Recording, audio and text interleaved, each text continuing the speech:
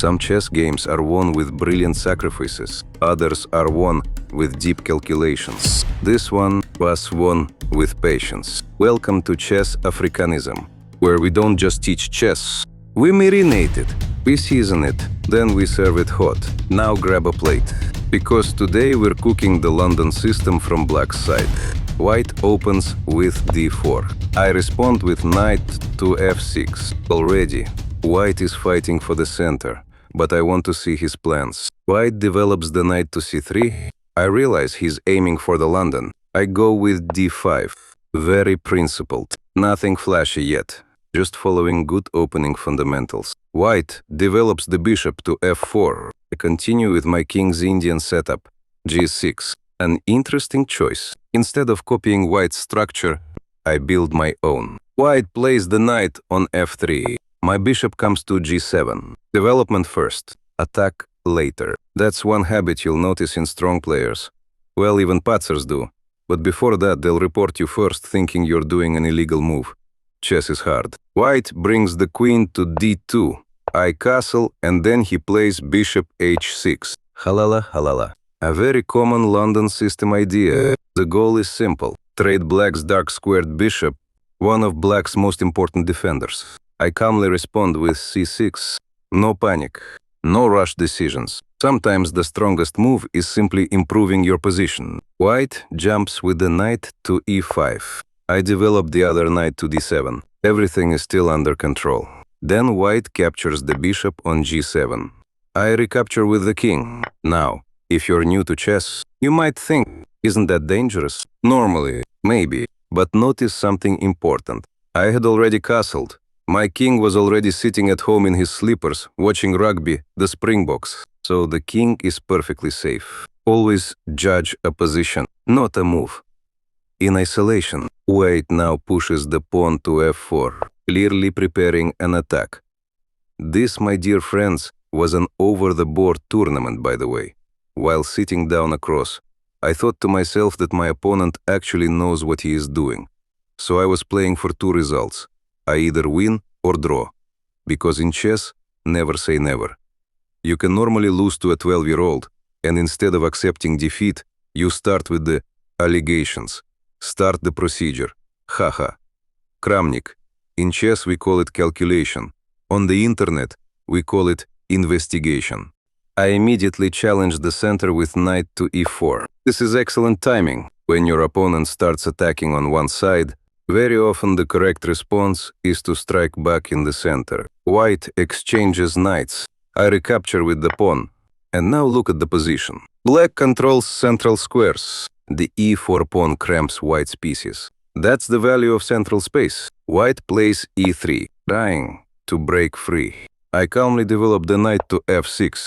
No unnecessary heroics. Just improving the worst placed piece. One move at a time. White develops the bishop to e2. I push the pawn to h5. This is more than a pawn move. It discourages white's kingside expansion and prepares to challenge the pawn on g4 later. Every move should have a purpose. White plays h3.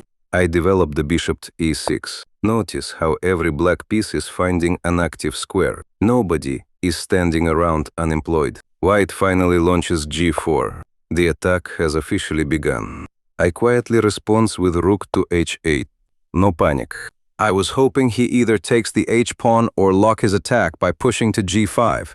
If he pushed to g5, I knew he would lose advantage, because the aim of his attack is to open my kingside castle. So when I placed the rook on h8, I was encouraging him to exchange pieces while I'm defending at the same time. Sometimes defense starts long before your opponent realizes they're attacking. White castles long.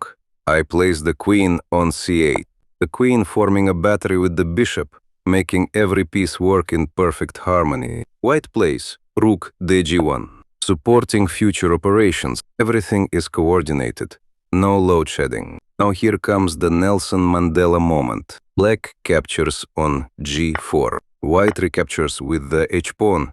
I bamboozle the rook on h1. The rook entered on a full tank and left on a tow truck. As white recaptures with the rook, the point of that move was for me to reduce white's defense on the g-pawn. A long walk to freedom. Except this bishop wasn't walking to freedom.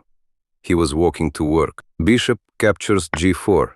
Job done. Beautiful calculation. Notice how every exchange favors black's activity. Nothing was random. Everything was calculated several moves earlier. The knights disappear. The queens become active.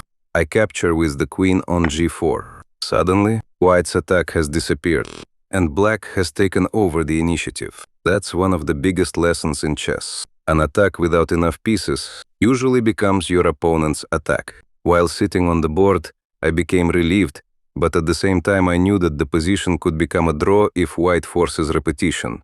So I had to be careful and not allow counterplay. White tries creating queenside counterplay with c4. I go a5. He says a4. I say b5. Excellent. When your opponent attacks one wing, sometimes the correct response is to create play on the other. White captures. Black recaptures. The queen side opens. Black's pieces become even stronger. White pushes c5, trying to create a passed pawn. I calmly press with b4. Everything has a purpose. Every pawn move gains space or creates another weakness. The kings become active. Checks begin. The queens dance across the board. But through all the complications, black never loses coordination. That's what separates calculation from chaos. Beginners from masters and patzers from... Anyway, after rook to c8, black's pressure becomes overwhelming. The c-file belongs entirely to black. One open file. One active rook. One clear target. That's often all you need.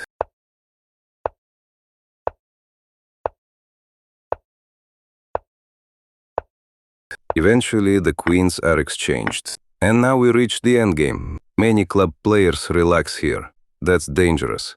Endgames don't forgive laziness. They expose it. The endgame rewards good opening play. Because active pieces earlier become winning pieces later. Black invades with the rook. Creates a passed pawn. And passed pawns are like toddlers in a shopping mall. Ignore them for 2 seconds, and they're suddenly gone. Activates the king. Pushes the d pawn. Then the c pawn. Everything works together. No flashy sacrifices. No miracle combinations. Just better coordination. White finally reaches a position where every move loses something. The rook disappears. The pawns keep running. The king can't stop them all. And white resigns. That's the beauty of this game. Not because black found one brilliant move, but because black improved the position, one move at a time. Sometimes the strongest chess doesn't look spectacular. It looks inevitable, and that's often much harder to play against. This, ladies and gentlemen, is how to play against the London system. Know where to place your pieces, because chess isn't about finding one brilliant move. It's about making 50 good decisions and letting your opponent make the one bad one. The London system is all about attacking. If you can master the art of defending and positional play, then you will get good results in your chess. This was another episode of the London at Chess Africanism. Until we meet again on another, let's continue to chop, marinate, and cook.